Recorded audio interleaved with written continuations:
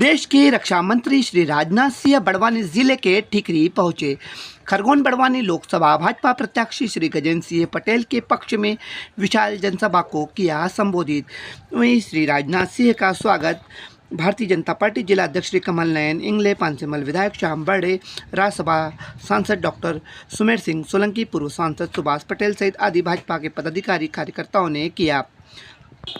देश के रक्षा मंत्री राजनाथ सिंह ने राजपुर विधानसभा के पूर्व स्वर्गीय विधायक कैबिनेट मंत्री देवी सिंह पटेल को श्रद्धांजलि अर्पित की और संबोधन में कहा, यूक्रेन और रूस के युद्ध चल रहा था, तभी यूक्रेन में 30,000 भारतीय बच्चे पढ़ते थे। उनके माता पिता को चिंता हुई कि युद्ध के कारण बच्चों के साथ कोई दुर्घटना घटित ना हो। उसे लेकर एक प्रतिनिधिमंडल प्रधानमंत्री से मुलाकात की। माननीय प्रधानमंत्री ने रूस के राष्ट्रपति और यूक्रेन के राष्ट्रपति से बात कर आप जानकर गौरवान्वित होंगे कि 4.5 घंटे युद्ध रुक गया। वहीं कांग्रेस हमेशा नारा देती है गरीबी हटाओ, यह काम भाजपा ने किया।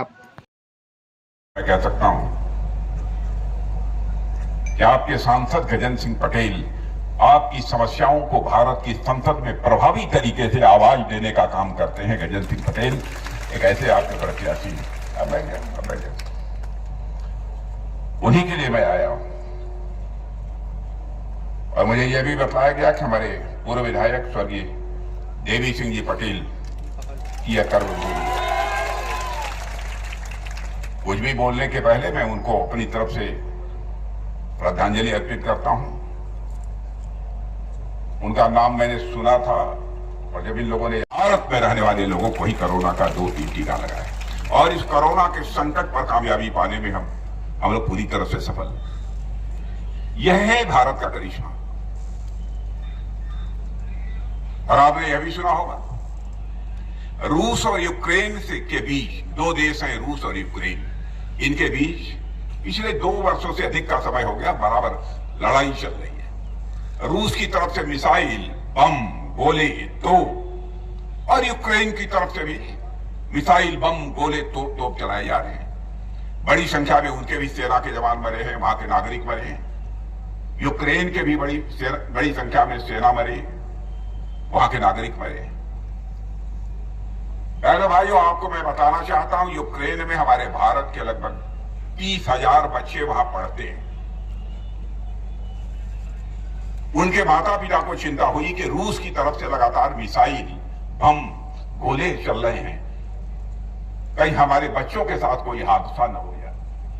बड़ी संख्या में लोग मारे जा रहे हैं। मिसाइल कहां गिरेगी, बम कहां गिरेगा, गोला कहां गिरेगा, इसका कोई ठिकाना नहीं होता।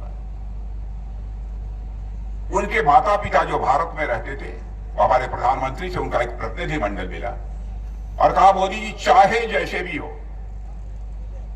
हमारे बच्चे जो यूक्रेन में पढ़ाई कर रहे हैं उनको किसी भी सूरत में यूक्रेन से आप बाहर निकालिए। पहले भाइयों ध्यान से सुनना, करिश्मा कर दिया प्रधानमंत्री ने। प्रधानमंत्री ने चटपट टेलीफोन मिलाकर रूस के राष्ट्रपति मिस्टर पुतिन से बात की और यूक्रेन के राष्ट्रपति मिस्टर जेलेंस्की से बात की। और आपको जानकर खुशी होगी और आप गौरवान्वित होंगे मेरे बहने भाइयों, 4.5 घंटे के लिए युद्ध रुक गया और हमारे 22,500 बच्चे यूक्रेन से चलकर भारत आ गए। यह है भारत की ताकत। दुनिया का कोई देश जो काम नहीं कर पाया उस काम को करके दिखाया है भारत ने। कांग्रेस की सरकारों को काम करते हुए लंबे समय तक आपने इसे हिंदुस्तान में देखा है। और मैं याद दिलाना चाहता हूं, कांग्रेस का एक ही नारा होता था कि हमारी सरकार बनाइए, हम लोग आएंगे, गरीबी को दूर करेंगे। पंडित जवाहरलाल नेहरू जी भी भारत के पहले प्रधानमंत्री थे, वह भी कहते थे हमारी सरकार बनेगी तो गरीबी दूर करेंगे। इंदिरा जी आई, वो भी कहती थी सरकार बनेगी तो गरीबी दूर करेंगे। राजीव गांधी कहते थे मेरी सरकार बनाओ, गरीबी दूर करेंगे। डॉक्टर मनमोहन सिंह जी की सरकार बनी, उन्होंने कहा गरीबी दूर करेंगे। बहनों भाइयों, कोई गरीबी दूर नहीं कर पाया। और जो बात मैं कहने जा रहा हूं, मैं आप सबसे कहूंगा और प्रेस के दोस्तों से भी कहूंगा, मेरी कोई बात गलत हो अखबारों में लिख दीजिएगा। राजनाथ सिंह आए थे, जनता को झूठ बोलकर गुमराह करके गए हैं, हमारी गलती होगी तो मैं इसे स्वीकार कर लूंगा। क्योंकि जनता की आंखों में धूल झोंक कर जिंदगी में मैंने राजनीति नहीं की है। राजनीति की है तो जनता की आंखों में आंख डालकर राजनीति की।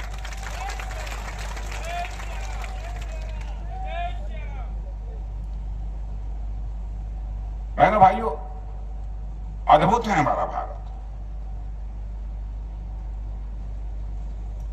गरीबी दूर करने की बात सबने कही, लेकिन पहली बार 8 वर्षों के अंदर ही इस देश के 25 करोड़ लोगों को गरीबी के संकट से बाहर निकालने में कामयाबी किसी प्रधानमंत्री ने प्राप्त की है तो प्रधानमंत्री का नाम है नरेंद्र मोदी।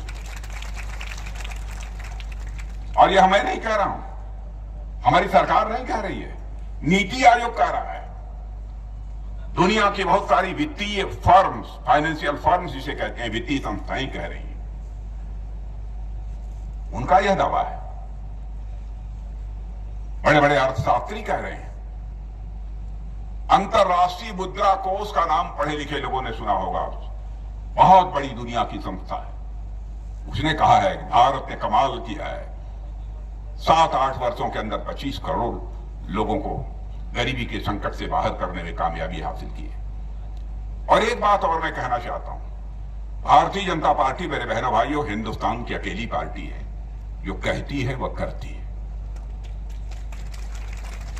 और मैं समझता हूं आप लोगों के जीवन का भी यही संकल्प हो जाए, प्राण जाई पर वचन न जाई। और मैं कहना चाहता हूं, जो भी हमारा विरोधी होगा डंके की चोट पर, उठाकर हमारे सारे घोषणा पत्रों को देख लीजिए। जब से बात कर रहा हूं, मैं याद दिलाना चाहता हूं आपको, 1984 से लगातार हम लोग कहते चले आ रहे थे, जिस दिन संसद के दोनों सदनों में हमको बहुमत मिल जाएगा, अयोध्या की धरती पर भव्य राम का मंदिर बनाने से दुनिया की कोई ताकत हमें रोक नहीं पाएगी।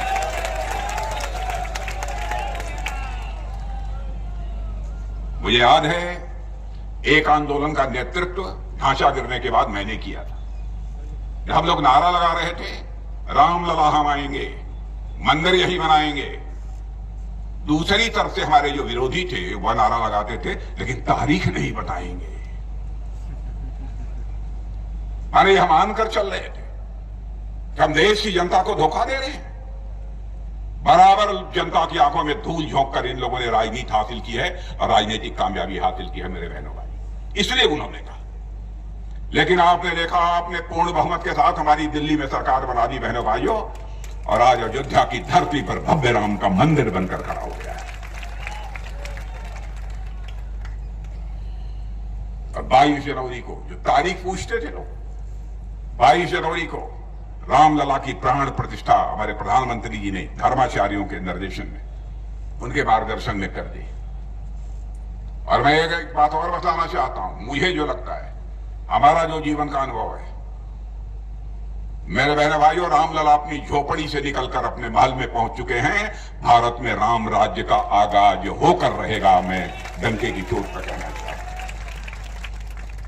लोग कहते हैं राम राज्य किसे कहते हैं, यह तो काल्पनिक एक अवधारणा है। मैं कहता हूं राम राज्य उसे कहते हैं जब लोगों के अंदर दायित्व बोध पैदा हो जाए, कर्तव्य बोध पैदा हो जाए कि हमें क्या करना चाहिए, समाज के प्रति हमारी क्या जिम्मेदारी बनती है, देश के प्रति हमारी क्या जिम्मेदारी बनती है। जब यह लोगों के अंदर भाव पैदा हो जाए, समझ लो देश में राम राज्य आ गया।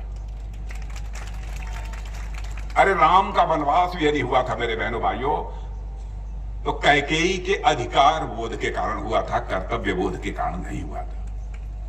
कैकेयी को लगा कि नहीं, राम के हाथों में राजपाट नहीं जाना चाहिए, बल्कि भरत के हाथों में राजपाट जाना चाहिए। जिद ठानी उन्होंने, इसी कारण इतना बड़ा संकट पैदा हुआ था।